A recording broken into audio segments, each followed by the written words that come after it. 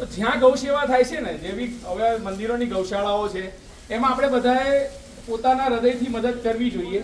કેમ મદદ કરવી જોઈએ? કારણ કે એ ગૌશાળા આપણા સનાતન ધર્મીઓના જ એનાથી ચાલે છે. એટલે આપણે બધા એમાં જ સેવા કરવી જોઈએ.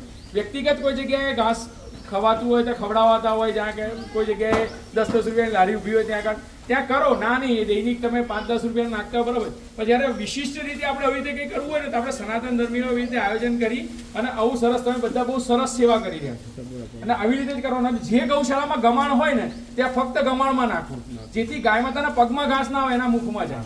બરાબર. અચ્છા, આપણી સંસ્થા થકી ક્યારે એવું લાગે કોઈ એવી ગૌશાળા છે જ્યાં ગમાણ નથી, પાણીની વ્યવસ્થા નથી, તો એવું જરૂરી નથી કે ઘાસ નાખવું.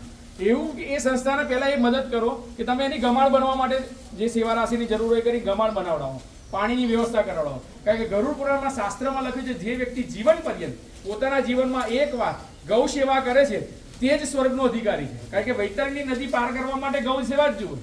અને મૃત્યુ પછી 12માના દિવસે ગૌ સેવા થાય ને, એ તો ઉપરવાળાએ કરી ના કરી, ઘરવાળાએ કરી ના કરી, કઈ ખબર નથી. પોતાના હાથે સ્વહસ્તે કરવી. અને જ્યાં જાઓ, જ્યારે આવી સનાતન ધર્મની ગૌશાળાઓ ત્યાં દેખાય ને, ત્યાં એમને જે જરૂરિયાત હોય પૂછવાનું, મારાથી શું જરૂરિયાત છે. કારણ કે ગૌ સેવામાં ઘણી બધી વસ્તુ આવે છે. એકલું ખાનપીન નથી આવતું, એની વ્યવસ્થા, દવાઓ, કોઈ ગાય માતા બીમાર પડી હોય એની દવા કરવાની હોય, કોઈ ગાય માતાને ક્યાંથી ક્યાં ખસેડવાની એના માટેની હોય. તો આ બધી સેવા આપણે કરી શકીએ છીએ સનાતન ધર્મી.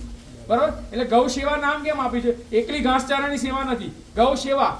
ગૌ સેવા થકી તમે ગાય માતાની ગમાન બનાવડાવો, એનો આશ્રય સ્થાન બનાવડાવો, પછી એની પાણીની વ્યવસ્થા કરાવડાવો. આ જે કરીએ ને, અને આપણા બાળકોને ગૌ માતા વિશે જાગૃત કરો. બેટા, આવી રીતે ગૌ સેવા થાય. તમે ગાય માતાને ગમાણમાં ભરશો, હવે એને આખો દિવસ નિરાંતથી ખાશે. જો છૂટું નાખ્યું હોય તો નીચે પગમાં આવે, ગદરાઈ જાય, છાણવાળું થાય, ના ખાય. એટલે ગમાણ હોય ત્યાં ગમાણમાં જ નાખવું. ના હોય તો બધા ભેગા થઈને ત્યાં ગમાણો બનાવડાવી. નાની મોટી અત્યારે ફેબ્રિકેટેડ ગમાણો આવે છે, બહુ સસ્તી આવે છે, પ્લાસ્ટિકની આવે છે, લોખંડની આવે છે, એ કરવું.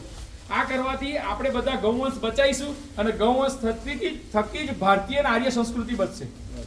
બરાબર છે. જય ગૌ માતા, જય ગોપાલ, સર્વને જય સિયારામ. જય શ્રી રામ. ગૌ માતા કી જય. ગૌ માતા કી જય.